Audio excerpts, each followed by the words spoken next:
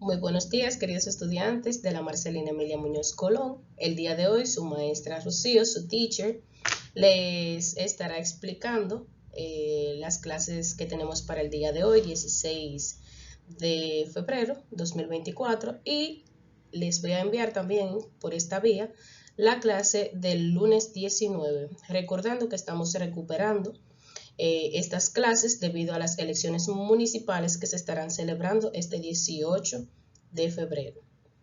Empezando a repasar los contenidos que ya hemos visto en clase. La primera clase que vimos fue el Simple Past of the Regular Verbs, o el pasado simple de los verbos regulares. Estuvimos viendo la forma de cómo se formaban, recordando que simplemente a la raíz del verbo, como nos indica en esta parte, en la raíz del verbo, simplemente se le agrega ed y se convertiría totalmente en lo que es un verbo regular en pasado. Entonces tenemos lo que es la lista de los verbos regulares que estaremos utilizando durante la clase. Aquí tenemos 15 verbos, en muchos ya de los textos ya yo expliqué. Esta parte ya la copiamos, pero para si hay algún estudiante que no pudo asistir en esas clases o que no comprendió del todo, pues aquí tenemos la lista de los verbos. Como podemos ver, recordando de nuevo, tenemos el verbo en infinitivo o la raíz del verbo, y lo único que se le agrega es ed cuando no termina en e. Yo les decía, siempre que la raíz del verbo o el infinitivo del verbo no termina en ed, no termina en e, se le agrega ed al final, como pueden ver en este caso. En el segundo ejemplo, como podemos ver, tenemos un verbo, una raíz que termina en e.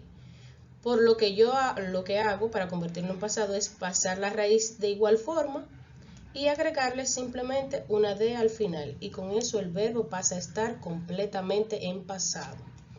Vemos otro ejemplo aquí, belong, que es pertenecer. Para convertirlo en pasado, como no termina en e, le agrego, paso la raíz igual, la misma raíz del verbo, y luego le agrego ed. Y cuando termina en e, por ejemplo aquí en dance, que significa bailar, para convertirlo en pasado, paso la raíz igual y le agrego d al final, y ya con eso mi verbo está completamente en pasado. Tenemos un pequeño ejercicio que lo hacemos de la misma manera que le estaba indicando en la parte anterior. ¿Qué se hace? Paso la raíz del verbo igual, vamos a hacer un ejemplo aquí, disculpen la letra. Paso la raíz del verbo igual y lo único que le agrego sería una e y una d. Y en este caso, por ejemplo, love, vamos con love, paso la raíz del verbo igual, tal cual está ahí que me indica, pero como es un verbo que termina en e, simplemente le agrego una d para que esté en pasado. Esta es la forma en la que vamos a llenar este pequeño ejercicio, teniendo en cuenta que siempre me tienen disponible por los diferentes grupos de sus maestros titulares para si tienen alguna duda o alguna inquietud se pueden acercar a mí por esta vía y me pueden preguntar. Entonces, sabemos que también, como les decía, no tendríamos docencia este lunes 19, por lo que les voy a enviar la gramática, la base de la gramática por esta vía.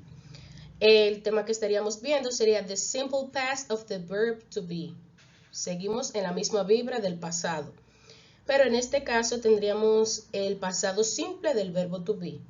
Recordando que el verbo to be es un verbo especial en inglés, que cumple con reglas distintas, y también es un verbo irregular, es decir, que cambia totalmente su raíz del presente al pasado.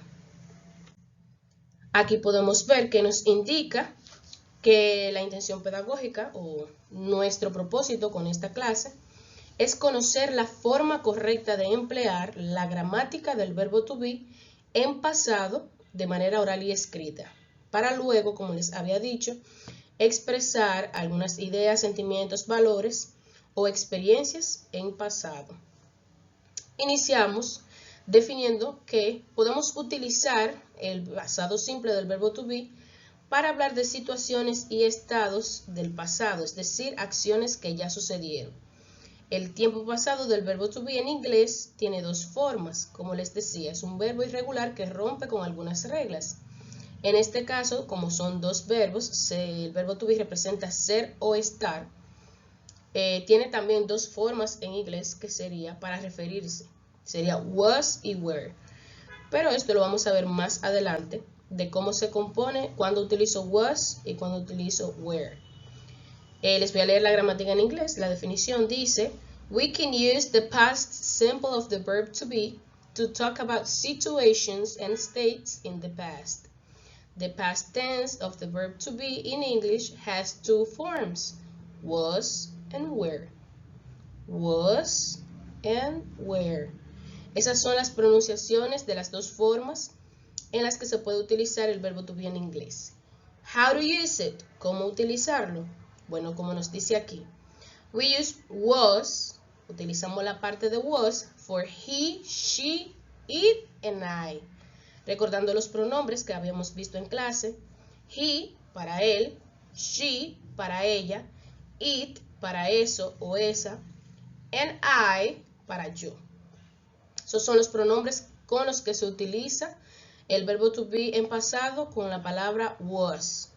Y utilizamos were, we use were, para you, we, and they.